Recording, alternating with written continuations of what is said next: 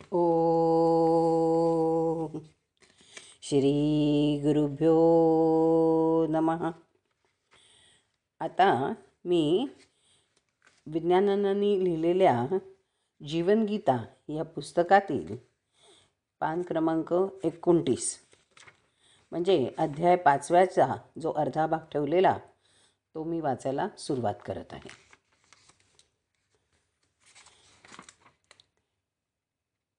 तुम्ही कणखरपणानं सांगितलं पाहिजे की आयुष्याचा मी गुलाम होणार आहे की आयुष्य माझा गुलाम होणार आहे. म्हणजे आयुष्य माझं मी सांभाळून घेणार आहे का, आयुष्याचं मी एखादं लक्तर होणार आहे, ते लक्तर जसं आयुष्यामागून फरफटत जातं याचा तुम्ही विचार करायला पाहिजे. छोटे सुख ताबडतोब मिळेल पण त्याचं दुःखात रूपांतर झाल्या वाचून राहणार नाही. म्हणून हे जे उपाय आहेत ते चांगले आहेत पहा. एकंदर 3 उपाय आहेत. खाण्याचं, स्पर्शाचं, व्यसनाचं रूपांतर तुम्ही प्रत्येक वेळेला कशात तरी करू शकाल. तुम्ही एकदा निश्चय करायचा फक्त. निश्चय करण्याचं भाग्य तुम्हाला आलं की तुम्हाला वाईट गोष्टींच्या इच्छा खात्रीनं टाळता येतील. त्यांच्यावर खात्रीनं मात करता येईल. मी चोरी केली हे महत्त्वाचं नाही. मी चोरी केल्यानंतर ती कबूल केली आणि त्यानंतर पुन्हा चोरी करण्याच्या मोहाला शरण गेलो नाही हे महत्त्वाचं आहे. चोरीनं मला जिंकण्याचा क्षण मी जिंकू शकतो हे महत्त्वाचं आहे. तोच पुरुषार्थ आहे. चोरीने मला जिंकण्याचा क्षण मी जिंकू शकलो हे महत्त्वाचं आहे. तोच पुरुषार्थ आहे आणि तोच मोठेपण आहे. हे जर मी करू शकलो तर माझं भाग्य, नाही तर दुर्भाग्याच्या गर्तेतच मी चालतो आहे. मी भाग्याचा पर्वत चढणार आहे की दुर्भाग्याची दरी पत्करणार आहे हे मी ठरवायचं. तात्पुरतं सुख चांगलं असतं ते मला माहीतच आहे. बऱ्याच वेळा मला अनुभवही आहे. त्याला अक्कलच लागत नाही. तो करतो म्हणून मी करतो अशी जर आपण नक्कल केली तर वाटोळं झालं. मी काय करायला पाहिजे हे मी ठरवणार आणि त्याप्रमाणे आयुष्य बेतणार. अरे, शर्टसुद्धा आपल्याला आपल्या मापाप्रमाणे बेतावा लागतो. मग माझी अक्कल किती, माझी ऐपत किती, माझी ताकद किती, याप्रमाणे माझ्या आकांक्षा किती.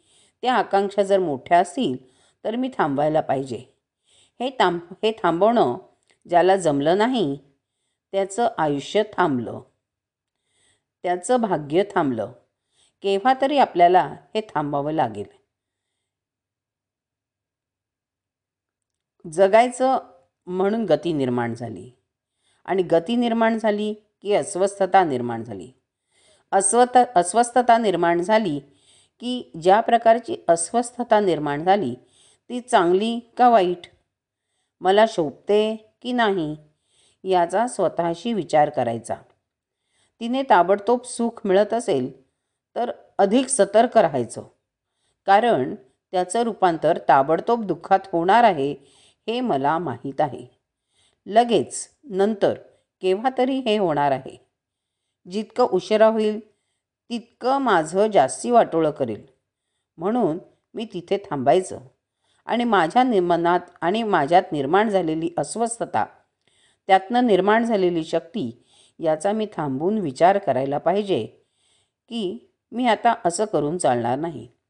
मी कुठेतरी थांबून या आत्ताच्या अस्वस्थतेच्या कारणाचं रूपांतर दुसऱ्या परिणामात केलं पाहिजे. म्हणून तुम्हाला ज्या वेळेला व्यसनाचा पदार्थ, स्पर्श, सिनेमा, नाटक पाहावं असं वाटेल त्यावेळी त्याचंच रूपांतर तुम्ही दुसऱ्यात करू शकाल. असे कितीतरी आनंद आहेत जगात. सिनेमा पाहण्याऐवजी नुसतं समुद्रावर जाऊन बसावं, नुसतं नदीवर जाऊन बसावं, नुसतं रस्त्याच्या कडेला जाऊन बसावं. त्याप्रमाणे नुसतं माणसांकडे पाहावं, काय माणसं एक एक करत असतात, इतक्या विनोदी हालचाली त्यांच्या असतात. लांब त्या तिकडे दोन माणसं बोलत असतात एकमेकांशी. त्यांचं बोलणं तर ऐकू येत नाही, फक्त तोंड हलताना दिसतात. ते काय बोलत असतील? एकदा हसतात, एकदा रडतात, काय वाटेल ते चालू असतं. अरे, हे जे काही चालू आहे ते लांबून निरखावं. जग इतकं सुंदर आहे. आपण फिरायला जावं, नदीवर जावं, चांगलं वाचावं. कन्व्हर्जन सतत करता येतं खोट्या गोष्टीचं. खोट्या आणि ताबडतोब सुखाचं आपल्याला कन्व्हर्जन सतत करता येतं.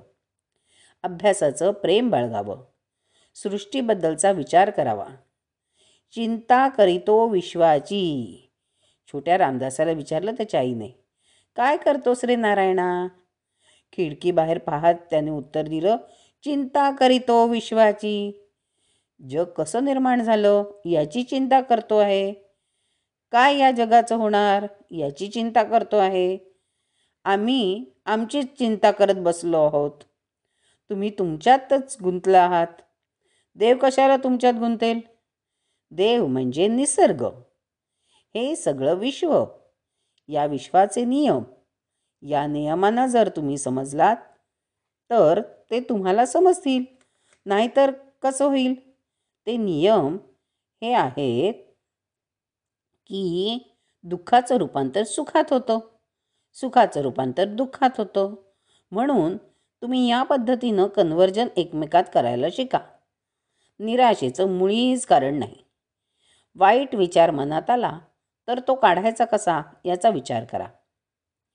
यात तुम्हाला अडचणी आल्या तर मला विचारा. पण तुम्ही ज्या पद्धतीनं आता अस्वस्थता तुमच्या आयुष्यात पुजलेली आहे ती थांबवून निराळ्या पद्धतीनं तुम्ही आयुष्य जगू शकता. अगदी सोपं आहे. आपल्याला जी अस्वस्थता आहे तिचं रूपांतर योग्य अशा कधी ज्ञानात, कधी सत्तेत सुद्धा योग्य वाटलं तर करा. चांगल्या गोष्टीत करा. सत्तासुद्धा वाईट नाही. सत्तेत अडकून पडू नये. कशातही अडकून पडू नये. लक्षात ठेवा, फक्त एकच अपवाद आहे, त्याचं नाव ज्ञान. म्हणून 4थ्या अध्यायाचा सारांश आहे, नहि ज्ञानेन सदृशं पवित्रमिह विद्यते. ज्ञान हा परस्पर विरोध आहे. लक्षात ठेवा.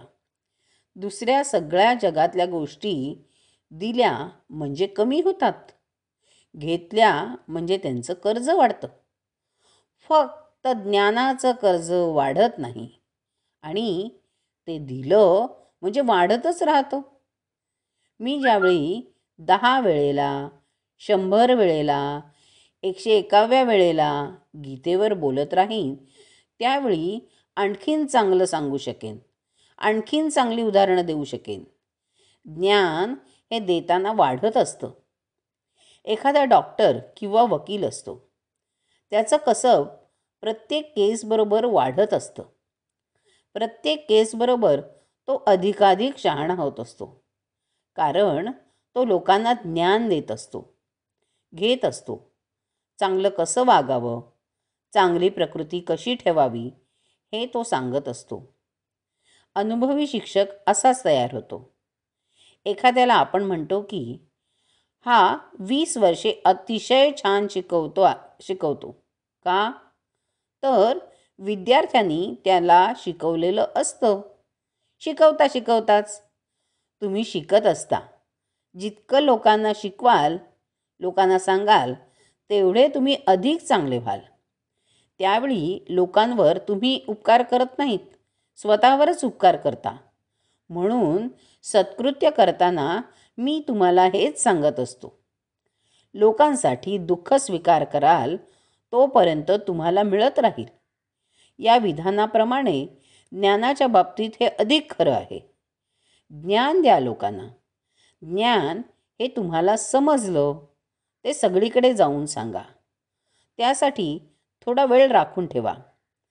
आयुष्यात तुमच्या हातून सहजतेने पुण्य होईल. म्हणून माझं तुम्हाला म्हणणं असं आहे की ज्ञान हे तर राजांचा राजा आहे, उपायांचा उपाय आहे. त्याच्या खालोखाल एकमेकात कन्व्हर्जन्सी अशी होऊ शकतात. ही जी कन्व्हर्जन्स आहेत ती अशी आहेत.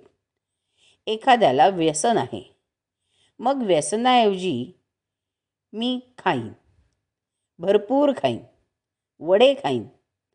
अफू खाण्यापेक्षा वडे खाणं बरं.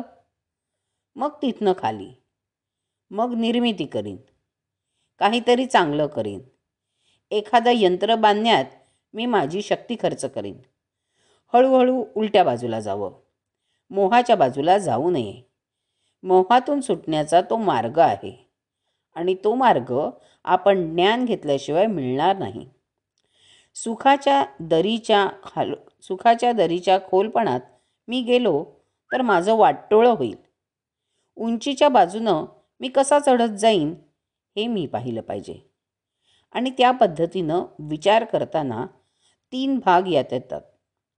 एकदा तुमच्या मनामध्ये पाप जर इम्प्रिंट झालं असेल, ठसलं असेल, तर पापाचा परिणाम हा खोलवर गेलेला असेल, तर तो उचलून काढून रिप्लेस करून फेकला पाहिजे. 6व्या अध्यायाच्या वेळी मी याबद्दल जास्त सांगेन. परंतु ज्ञानेश्वरांनी लिहिलं आहे, गुरुचं उष्ट खा. गुरुचं उष्ट खाल्लं तरी तुम्हाला मोक्ष मिळेल. का रे? तर उष्ट खाणं याचा अर्थ ओठाच्या आत गेलेलं जे असेल ते तुम्ही घेणं. तिथे पाणी असतं. जे जे वाईट गेलेलं असेल ते सगळं काढून फेकून द्यायचं, रिप्लेस करायचं. हे एक प्रतीक आहे. मी गुरुचं कधी उष्ट खाल्लं नाही, कारण मी थेट ज्ञानमार्गावर गेलो. पण मार्ग किती आहेत हे मी तुम्हाला सांगतो आहे. तर एक जड मर्यादेवर तो उपाय असेल, तो करायचा. त्याला अतोनात भक्ती लागते, त्याला भक्तीची संपूर्णता लागते. त्याचंच नाव प्रसाद. उष्ट हा शब्द कशावरून आला आहे? ओष्ठवरून आलेला आहे. तिथे पाणी असतं. पाण्याला स्मृती असते असे आता लेटेस्ट संशोधनात निघत आहे. प्रोक्षण पूर्वी आपण शोधून काढलं. प्रसाद ह्याचा अर्थ तोच आहे. म्हणजे मला त्या पूर्वीच्या सगळ्या कल्पना पसंत आहेत असं मुळीच समजू नका. सगळ्या कल्पना मला पसंत नाहीत. एक कुणीतरी महाराज होते. ते जे पाणी आंघोळीसाठी वापरत ते लोक तीर्थ म्हणून घेत असत म्हणे. माझं डोकंच फिरतं हे ऐकून. पण लोकांची भक्ती आहे, समर्पणाची भावना आहे, ती खरी आहे. कुठेतरी त्याचा स्पर्श झालेल्या वस्तू, कदाचित ती स्पर्शित वस्तू त्याचा विचारही बरोबर घेऊन जात असेल. म्हणून आपण त्याला प्रसाद म्हणतो. प्रसाद म्हणजे आपण तो तयार करून देवापुढे ठेवायचा. देवाचं मोठेपण असेल ते आठवायचं आणि नंतर त्या आठवणींनी तो प्रसाद खायचा. संपूर्ण जर तुमची श्रद्धा असेल तर ते होऊ शकेल. तुमच्या अंधश्रद्धेला अडथळा नसेल तर त्यानंही कदाचित उपयोग होईल. तो ऑटो फीडबॅक आपोआप होईल. तुमचा विचार तुम्ही परत तुमच्याकडे घेतला असा याचा अर्थ होईल. कारण तुम्ही त्या देवाचं चांगुलपण आठवत असता. तेव्हा असं हे होऊ शकतं.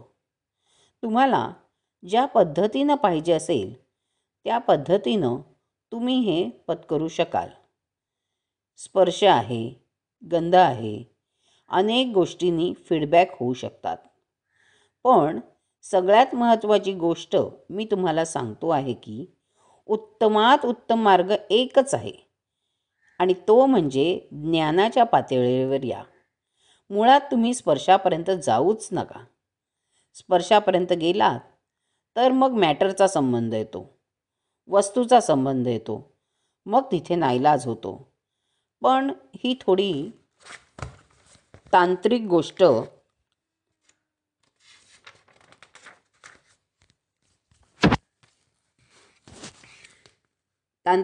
आहे, म्हणून मी जास्त बोलत नाही. इतर विवेचनात मी ते तुम्हाला सांगेन. ज्याला आपण म्हणतो ज्याचं त्याला परत देणं, या पद्धतीनं उष्णता ज्याची त्याला परत देणं, त्याच्या आकांक्षेचे परिणाम, त्यानं निर्माण केलेली उष्णता त्याची त्याला परत पोचवणं. आता डॉक्टरांचे अतिशय चांगले प्रयोग चालू आहेत. हे जे आमचे प्रयोग चालू आहेत ते योग्य दिशेकडे आम्हाला घेऊन जात आहेत. ती प्रक्रिया माणसाला मागे परतवून पापसुद्धा ज्याचं त्याला परत देते. ते नीट योग्य पद्धतीने पोचवता आलं पाहिजे आणि त्याची ती पुण्याई आहे. एखाद्या वेळेस ज्ञानाच्या मार्गानंही पाप परतवता येतो, फीडबॅक होतो. तुळशीदासाचं उदाहरण उत्कृष्ट आहे. त्याचा कामविकार जागृत झाला. त्याला स्त्री स्पर्शाची आस लागली होती. तुम्हाला तुलसीदासाची गोष्ट माहिती आहे का? तुलसीदास हा महाकवी आहे हिंदीतला. संसार करताना त्याला स्त्रीचं खूप आकर्षण होतं. त्याचं लग्न झालं आणि एक दिवस बायको माहेरी गेली. तेव्हा त्याला बायकोला भेटायची इच्छा इतकी अनावर झाली की हा तिकडे तिच्या माहेरी गेला. पहिल्या मजल्यावर बायकोची खोली होती. बायकोकडे हा दोरीने चढून गेला. बायकोला म्हणाला, मी आलो आहे. ती म्हणाली, तुम्ही आलात कसे? दोरीवर चढून आलो. ती म्हणाली, कुठे आहे दोरी? पाहिलं तर तो साप होता मोठा, त्याच्यावर तो चढून आला होता. बायको म्हणाली, काय हो हा तुमचा मूर्खपणा? अहो एवढं प्रेम तुम्ही माझ्याऐवजी देवावर केलं असतं, रामावर केलं असतं तर तुमचा उद्धार होऊन गेला असता. माझ्या नादी लागलात. काय त्या बायकोचं नाव मला आठवत नाही. महासाध्वी ती. तिनं नवऱ्याला योग्य वेळी जागं केलं आणि सांगितलं, मागे जा. तो मागे गेला. म्हणाला,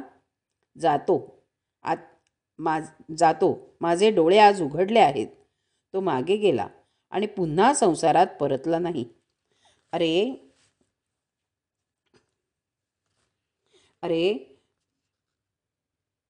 तुमच्या आमच्यासारखा एखादा असता तर म्हणाला असता, तू नाही तर आणखीन 56 बायका करीन. तू नाहीस तर नाही, जा. पूर्वी खूप बायका करायला परवानगी असे, पण तो तसं म्हणाला नाही. रामदास बोहल्यावरून पळाला होता. तुलसीदासाचं हे झालं. शक्तीचं रूपांतर करावं लागतं. तुलसीदासानं त्याची जी शक्ती होती त्याचं रामायण केलं. आयुष्याचं संबंध रामायण केलं.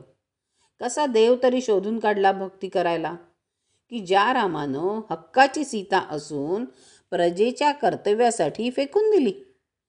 हक्काचं राज्य असून फेकून दिलं. प्रत्येक वेळी त्यानं त्याग केला आहे. कंटाळा नाही, तो मागे आला.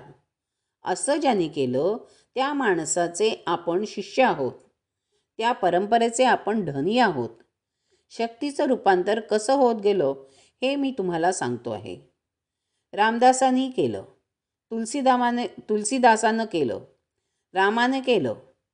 तुलसीदास रामाचा शिष्य झाला. त्यामुळे त्याला काही त्रासच झाला नाही. या खुणा आहेत, लक्षात घ्या. मला जी इच्छा झाली ती योग्य असेल, मला जी इच्छा झाली ती अयोग्य असेल. निदान या प्राप्त परिस्थितीत मला ती जर उपभोगण्यासारखी नसेल, ही वेळ जर योग्य नसेल, तर मी त्या शक्तीचं रूपांतर दुसऱ्यात करीन. तेच तुलसीदासानं करून घेतलं. सबंध रामायण त्याच्या मदतीला आलं. एकदम मोठा झाला तो. हे करता येतं आपल्याला आणि तसंच प्रत्येकानं केलं आहे. सावरकरांचं लग्न झालेलं होतं, पण ते बायकोला म्हणाले, कावळे चिमण्यासुद्धा संसार करतात. तुला आणि मला तसा संसार नाही करायचा. भगतसिंग होता. त्याचे लग्न ठरलं होतं. तो आधुनिक रामदास होता. पळून गेला तिथनं. म्हणाला, देशाचा संसार पहिल्यांदा करीन. तो पुरुषच होता ना. तो काही नामर्द नव्हता. त्याला संसार करायची ताकद नव्हती असं नाही. तो म्हणाला, मी महासंसार करीन, देशाचा संसार करीन. त्याला कधी दुःख झालं नाही. त्याला कधी दुःखच झालं नाही. फासावर जाईपर्यंत तो आनंदी होता. तेव्हा या सगळ्या मनात आलेल्या गोष्टीचं रूपांतर आपण करू शकतो आणि तेच करण्यात पुरुषार्थ आहे. आयुष्याचं सार्थक आहे.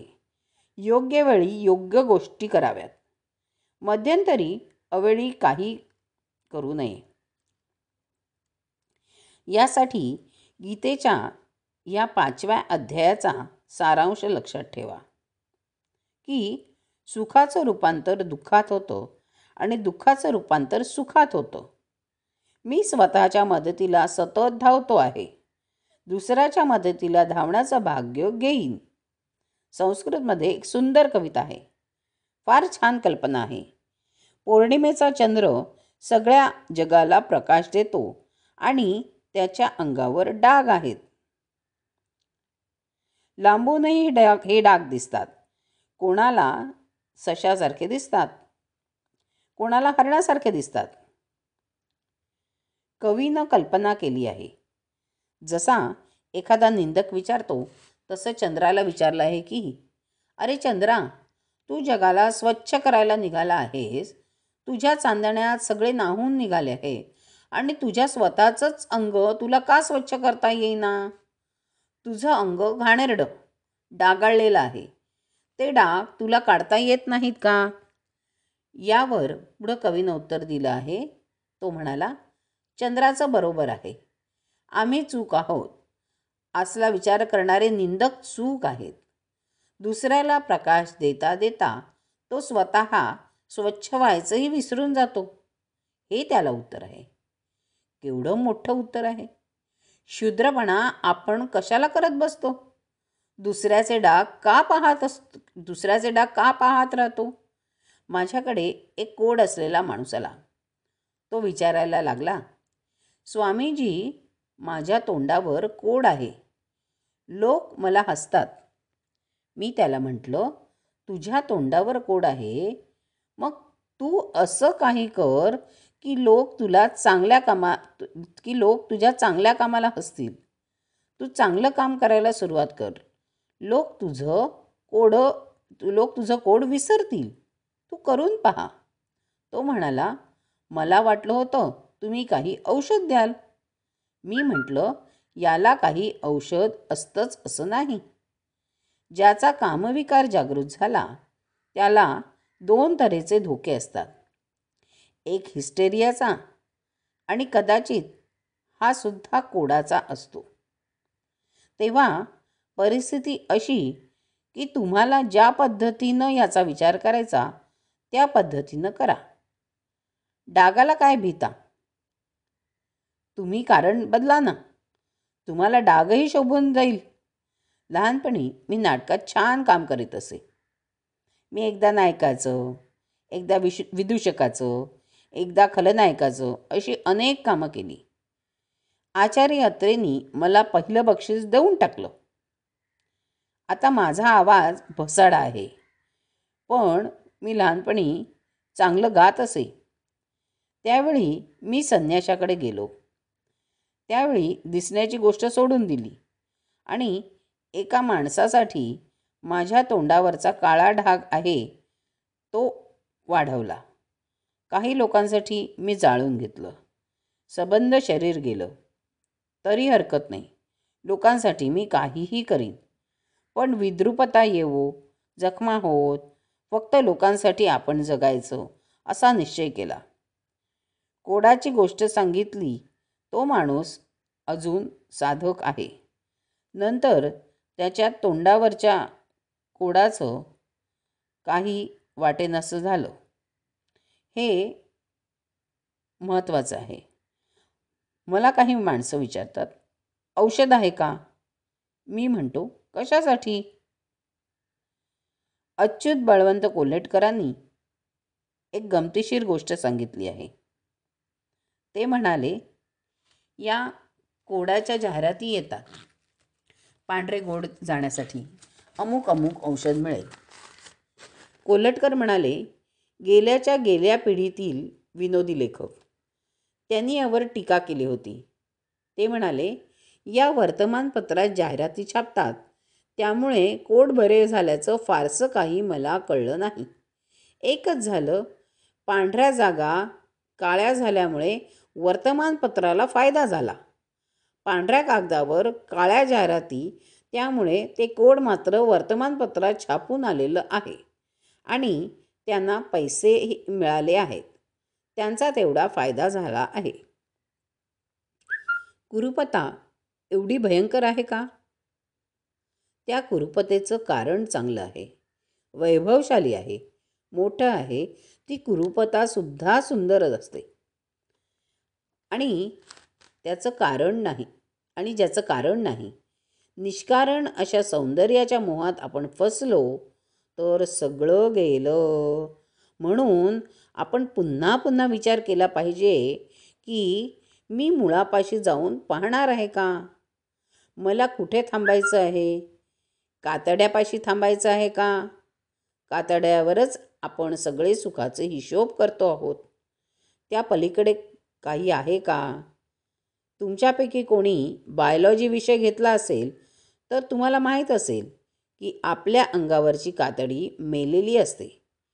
इथे 2 डॉक्टर आहेत, ते सांगतील.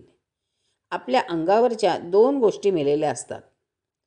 आपल्या शरीरात केस आणि कातडं मृत आहे.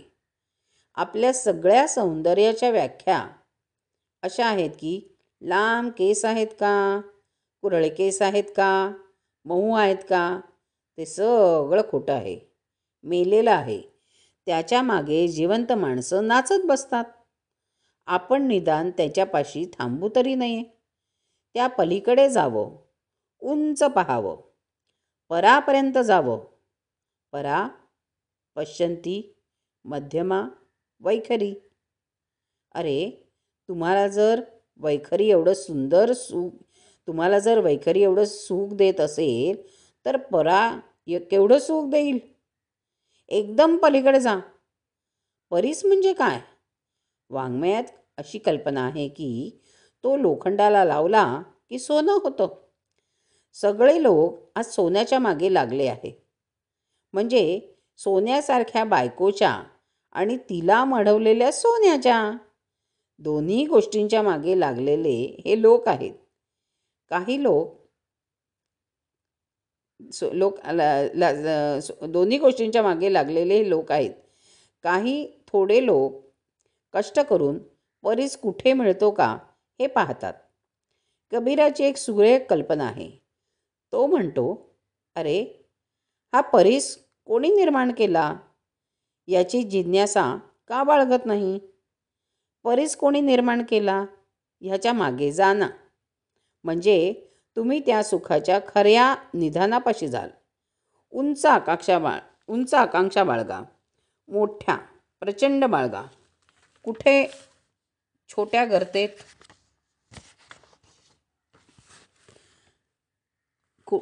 गर्तेत जाता? काही थोडे लोक परिसाकडे आणि उरलेले सगळे लोक परसाकडे गेल्यानंतर पुन्हा नवीन वडा खायला मिळतो. पुन्हा ते चक्र सुरू. सुख पाहिजे. अरे काय रे हे? नियम संपूर्ण निराळा आहे. तेच 5व्या अध्यायात सांगितलं आहे. जेव्हा आपण तिथपर्यंत नियमापर्यंत आलं पाहिजे. आपण बरोबर करतो आहोत आणि सगळं जग चूक आहे असं सांगणाऱ्या बर्नार्ड शॉचं उदाहरण घेऊ नका. एक माणूस उलटा गाढवावर बसला. आता ते गाढव त्याच्या तोंडाच्या बाजूने चालायला लागलं. तर एका माणसानं त्याला विचारलं, तू उलटीकडे तोंड करून कसा बसला आहेस? तर त्या बसणाऱ्या माणसानं उत्तर दिलं की मी योग्य बाजूला बसलो आहे. ते गाढव उलट्या दिशेने चाललं आहे. हे जर त्या गाढवाने ऐकलं असतं तर ते म्हणालं असतं की आपण आपल्याच एका समजातीच्या माणसाचं ओझं वागवतो आहे. आपण कुठे जात असतो? केवढा अहंकार! मी मी मी या सगळ्या मीपणातनं सुटून बाजूला होऊन राहायला शिकलं पाहिजे. आता स्वामी विज्ञानानंद यांच्या कृष्ण कारस्थान या कादंबरीतले काही महत्त्वाचे मुद्दे मी तुम्हाला वाचून दाखवणार आहे. खरं म्हटलं म्हणजे कुठलंही दुःख त्यावेळी अन्यायाचं वाटतं, म्हणूनच वाढतं. पण दुःखाला ज्ञानाचं औषध दिलं म्हणजे दुःख पण संपतं. प्रत्येक दुःख मागल्या दुःखाचा हिशोब मिटवण्यासाठी येतं किंवा पुढच्या सुखाचा विसार म्हणून येतं. दुर्दैव इतकंच की सुख भोगताना सुखाचं कारण शोधण्याची खटपट माणूस अहंकारानं करत नाही आणि दुःख भेटल्यावर त्याचा दोष समोर दिसणाऱ्या कुठल्याही कारणावर लादून छाती पिटत बसतो. उपदेशापेक्षाही कृष्णाचे आचरण आदरणीय. कृष्णाचे सगळं तत्त्वज्ञान गीतेत स्पष्ट झाले आहे. नुसते तत्त्वज्ञान सांगणारे अनेक होऊन गेले, पण सांगितलेले स्वतःच्या आयुष्यात उतरवणारे ईशावास्य करते दधीची किंवा गीता करते कृष्ण आगळे. दधीचीने प्रसंग पडला तेव्हा स्वतःची हाडे काढून दिली.